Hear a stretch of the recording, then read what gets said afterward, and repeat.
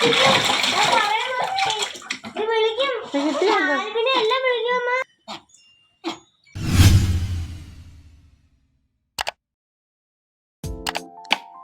Friends, ഇന്ന് അച്ഛൻ പറഞ്ഞു ശനിയാഴ്ചയായിട്ട് നമുക്ക് അകത്തെ തക്കിയോറൊന്ന് വൃത്തിയാക്കിയല്ലോ. ഞാൻ പറഞ്ഞു ഓക്കെ, വൃത്തിയാക്കാമെന്ന്. ഓക്കെ, നമ്മൾ അവൻ്റെ തക്കിയോറത്തിന് തുറക്കുകയാണ്. ഇത്തിരി അടിയൊക്കെ ഉണ്ടായെങ്കിലും പിന്നെ അവൻ കാമായി. ഞാനും അച്ഛൻ തൊട്ട് നോക്കിയാണ്. ഇത്തിരി കുഴപ്പമൊന്നുമില്ല.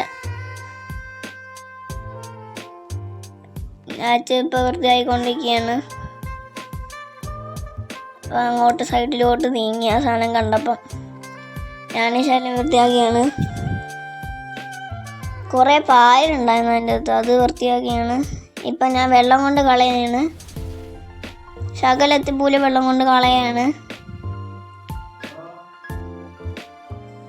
പിന്നെ ഇത്തിരി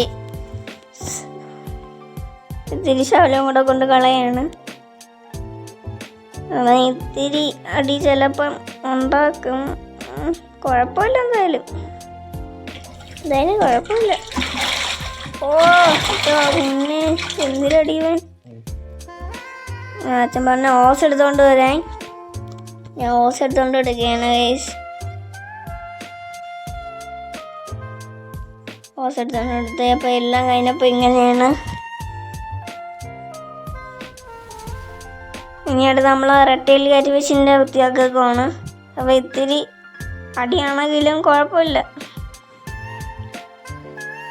ഇത്തിരി അടിയാണെങ്കിൽ കുഴപ്പമൊന്നുമില്ല.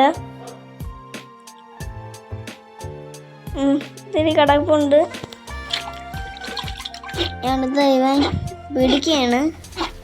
ഗായ്സ്, സൗണ്ട് ഉണ്ടാകും ഗായ്സ്. ഇല്ല, കേൾക്കാൻ പറ്റില്ല ചിലപ്പം.